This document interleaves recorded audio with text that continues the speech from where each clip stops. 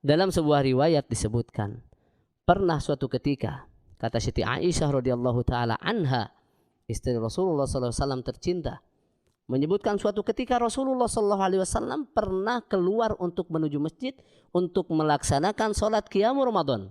Ada di bulan Ramadan pada saat itu. Untuk sholat malam di bulan Ramadan.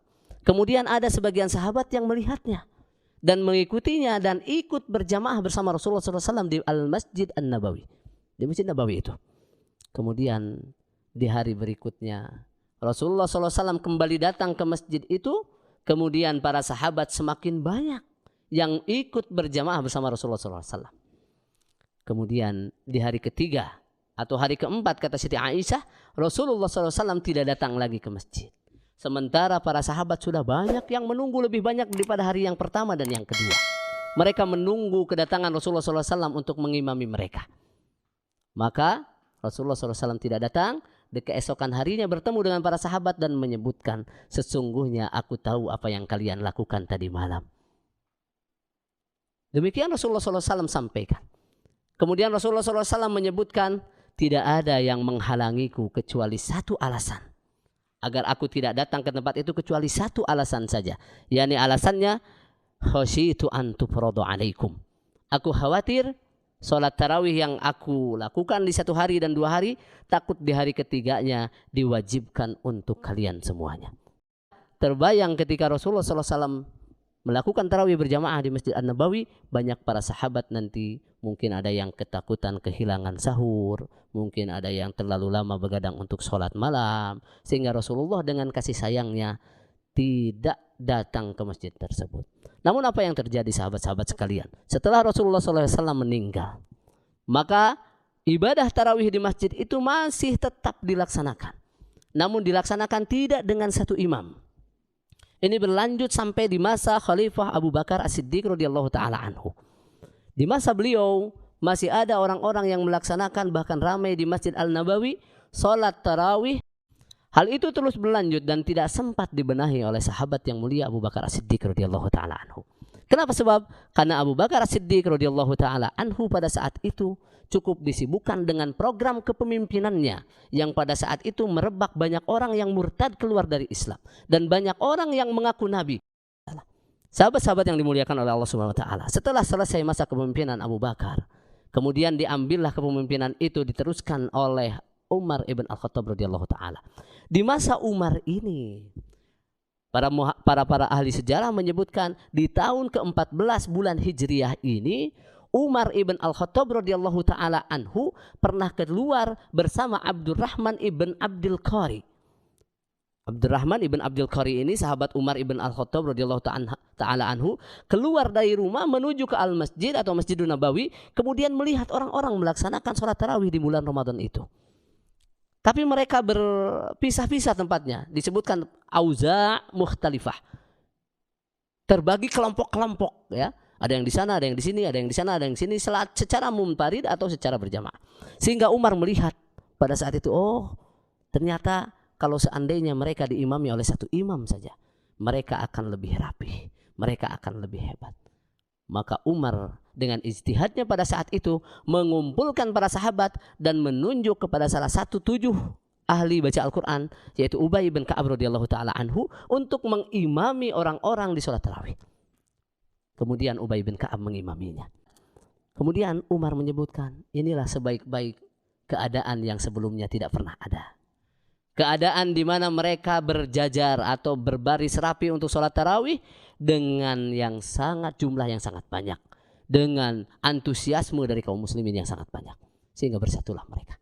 Nah, setelah itu maka di situ para ulama menyebutkan bahwa sholat tarawih yang dilaksanakan setelah Isya agar menjadi syiar, agar setiap orang mengedepankan ibadah tarawih tersebut, maka para ulama menyebutkan sholat itu menjadi sunnah muakkadah dan juga termasuk syiar.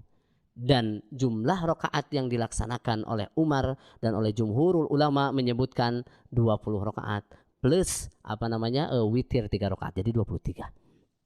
Nah, sahabat-sahabat yang dimuliakan oleh Allah Subhanahu wa taala, di sini Abu Hanifah berpendapat sholat tarawih itu 20 rakaat tambah witir 23. Kemudian Imam Ahmad ibn Hanbal pun demikian. Kemudian Imam Syafi'i juga demikian. Hanya salah satu pendapat dari pendapat Imam Malik menyebutkan 36. Ditambah witir 3 menjadi 39. Ada di antara kaum muslimin yang menggunakan jumlah solatnya itu adalah 11 sebagaimana yang diriwayatkan oleh Siti Aisyah radhiyallahu taala anha. Ketika beliau ditanya bagaimana Rasulullah SAW ketika solat, maka beliau menyebutkan, maka Rasulullah SAW yazidu fi Ramadan wala fi ghairihi ala ihda asrota rakaatan. Nabi Muhammad SAW baik di bulan Ramadan atau di luar Ramadan tidak lebih melaksanakan sholat malamnya dari 11 rakaat. Itu yang berpendapat 11 rakaat. Dan 11 rakaat itu cara penggunaan teknisnya menurut Aisyah menyebutkan karena Rasulullah SAW yusolli arba'an. Rasulullah SAW sholat 4 rakaat. Wala tasal an husnihinna wa tulihinna. Thumma yusolli arba'an. Kemudian sholat lagi 4 rakaat lagi. Jangan kau tanya panjang dan bagusnya sholat itu. Artinya 4 rakaat istirahat, 4 rakaat istirahat. Kemudian sholat salasan. Kemudian Rasulullah SAW sholat 3 rakaat. Teknisnya ketika melaksanakan tadi ada tarwihah, ada istirahat sejenak setiap 4 rakaat. Ada pertanyaan, bagaimana cara melakukannya? Bagaimana cara melakukan sholat tarawih tersebut? Dari hadis Ibnu Umar pernah ditanya oleh seseorang, ya Rasulullah bagaimana sholat malam itu? Rasulullah SAW menyebutkan, sholatul laili masna masna. Sholat malam itu 2 rakaat, 2 rakaat. Fa'idha khosya ahadukumus subha. Kalau salah seorang di antara kalian khawatir datang subuh, maka sholla wahidatan tutiru lahu ma qad sholla. Sholat 1 rakaat saja kalau takut subuh datang sebagai bentuk witir untuk dia. Sahabat-sahabat yang dimuliakan oleh Allah Subhanahu wa taala, untuk masalah sholat witir. Sholat witir ini hendaklah dilaksanakan di penghujung, ya, di ujung. Sekalipun diperbolehkan sholat witirnya diawalkan menurut Ibnu Umar, ya. Ketika sholat witir, jangan kau samakan sholat witir itu dengan maghrib. Tidak perlu ada tasyahud awalnya, maka langsung bitaslimatin wahidah. Boleh 1 kali salam dan boleh 2 kali salam. Bahwa sholat witir dalam riwayat disebutkan ketika rakaat yang pertama membacakan suratnya adalah surat Sabbihisma Rabbikal A'la. Kemudian di rakaat yang kedua adalah membaca Qul ya ayyuhal kafirun. Di rakaat yang ketiga membacakan Qul huwallahu ahad. Ada riwayat yang lain menyebutkan ditambah dengan al-mu'awwidzatain. 2 bacaan Falaq bin Nas.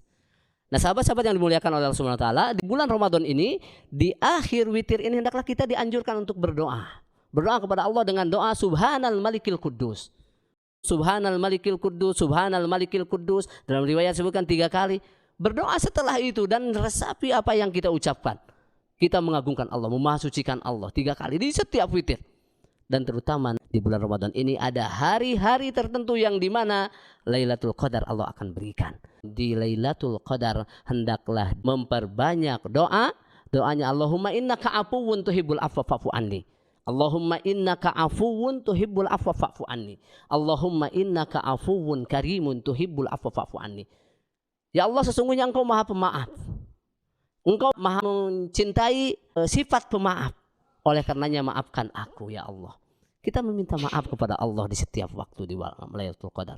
Dalam sebuah riwayat disebutkan hadis tentang keutamaan bulan Ramadan. Man qama Lailatul Qadri imanan wahtisaban ghufira lahu ma taqaddama min dambihi. Barang siapa yang sholat malam di malam Lailatul Qadar dengan didasari iman dan penuh harap pahala dari Allah Subhanahu wa taala, maka Allah akan mengampuni dosanya. Ini merupakan penyemangat untuk kita agar di bulan Ramadan kita ini menjadi orang yang diampuni oleh Allah Subhanahu wa taala, menjadi orang yang mendapatkan derajat takwa. Jangan sampai kita termasuk orang yang ada dalam riwayat disebutkan rogima anfu rajulin dakhala alaihi Ramadan. Betapa binasa, betapa rusak, betapa merugi orang yang masuk bulan Ramadan pada dirinya, summan salaho, kemudian Ramadan itu pergi begitu saja sampai selesai. Qabla an yughfarolahu, sementara dia belum diampuni oleh Allah 1 dosa pun yang dia lakukan.